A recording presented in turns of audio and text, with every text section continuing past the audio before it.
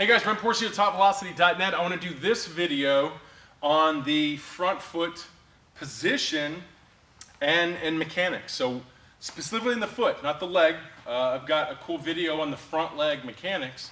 This is the foot. We're going to look at the foot mechanics, get really specific to that. A lot of things you hear is, how do I land? Do I land heel first, or do I land toe first?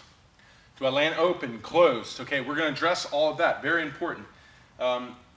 I believe there's a lot of consistency here because this is going to line you up. If you're in an open position, you're going to be in a different alignment position. So even though studies don't really link this to a lot of precision, I believe it still has a lot of significance. So how does it work? Where we land? Let's talk about the position and placement, and then we'll talk about the mechanics of how it works. So if I'm on the rubber and I'm flush on the rubber in my delivery, I want to draw a line down the middle of my foot to my target.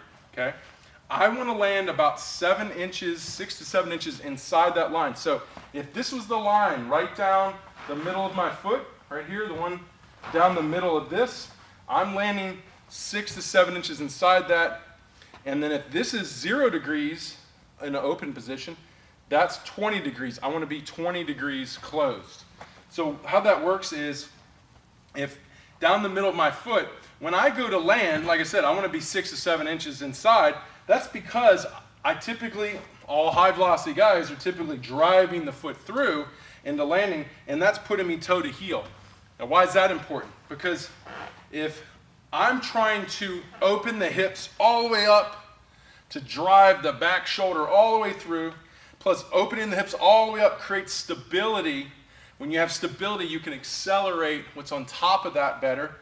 I'm gonna have a better chance of stabilizing and opening my hips square to the target when my front foot or my toe and heel are actually in line. So I'll show you how that works. So remember, your femurs connect to the outside of your hips. They don't connect inside of your hips. They connect to the outside of your hips. And the femurs are like the pistons in a drive shaft in a car. The pistons are going up and down, but the drive shaft's going circular. That's how it spins the wheels. Same thing's happening here. The legs are driving, right, this way, and the hips rotating, right? So there's push here, boom, and that's rotating the hips, right? So it's a similar mechanism because, like I said, the pistons are on the outside of the drive shaft. They're not in the middle of the drive shaft. So because of that, they're pushing from the outside. So when this one pushes from the outside, this one pushes back from the outside, and then they lock down and square up with where the femur is actually slightly across the body. So if you see here, where my hip stops completely open, it's in a good position where my femur's across my body. If I put my femur out here, where it is to the hip, and I go to open up, now I'm shooting off to the on-deck circle. So having the front foot and toe together puts the femur slightly across the hips, really lines your knee up with your groin, so when your hips open and lock down, everything's perfectly square to the target. So that's why you have to make sure from the middle of your foot, you're 6 to 7 inches, 20 degrees closed. And if you have a 12-inch shoe, which probably a lot of adults do, that means the middle of your foot, 6 to 7, is where your toe is when you drive. Now you're toe to heel, and you're 20 degrees closed. Okay, so now we know position placement. Placement is 6 to 7 inches across the midline. Position is 20 degrees closed. Here's another important thing. Going into kind of the mechanics of the delivery, you hear a lot of coaches will say, well, you create rotation with your hips. Hitting coaches will say that. I mean, your front side. Your front side's creating the hip rotation, right? I'm throwing this out to pull the back hip around, right? That's actually ineffective, right? Why is that ineffective with hitting or with pitching? Because if I have to land everything I defined, we're toe to heel, where that femur is slightly across, that knee's in line with my groin. So when I open up, then that means if I track it back, where I was in the rubber, middle of the rubber is the line, I'm actually going here as I come set. I'm staying, say right now, I'm 90 degrees closed, and I'm going to land 20 degrees closed. That means I'm technically, as I move down the mound, I'm going from here to there. That's all I'm doing with my front leg. This is all your front leg can do, is here to there. If it does this, look where I land. I land way open. It's exposing my hips, But if I'm actually driving my hips, now I'm shooting over as a righty to first base. So you can't be aggressive here. If you're aggressive here, you're not going to land in that closed orientation from here to there. So this leg has to be very passive and go from here to there. It's pretty much doing this. This is all it's doing, is this. This is your front foot is doing this, not this, right? So here to there, here to there, boom, okay?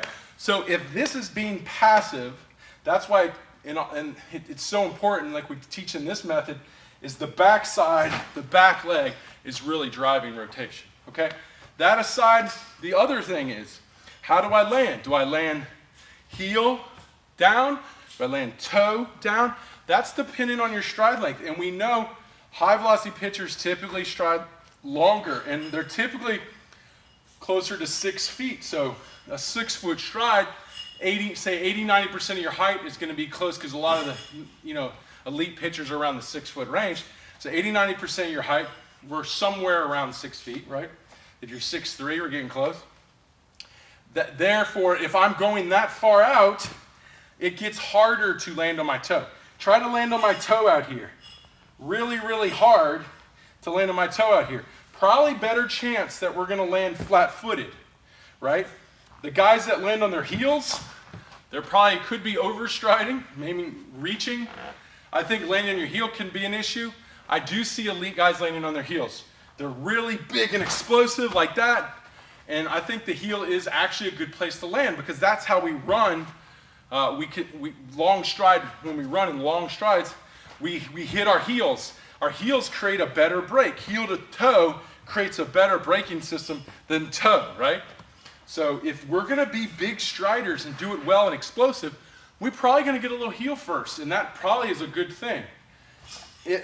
Typically the guys that are toes, they're trying to land short, and guys who land short aren't creating a lot of force down the mound.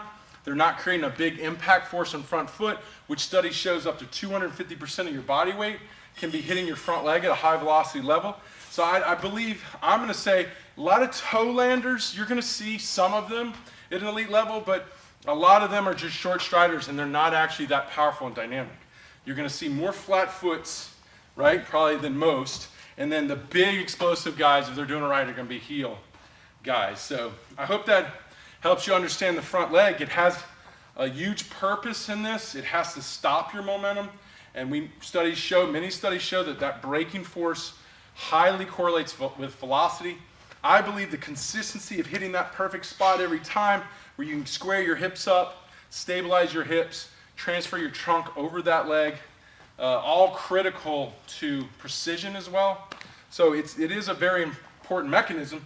Just know that if you're using it for power and you're using it for rotation, you're not going to be landing in these closed orientation positions and really allowing the kinetic chain to sync up well going forward. So if you have any questions on that, let me know, and I'll see you on the next one.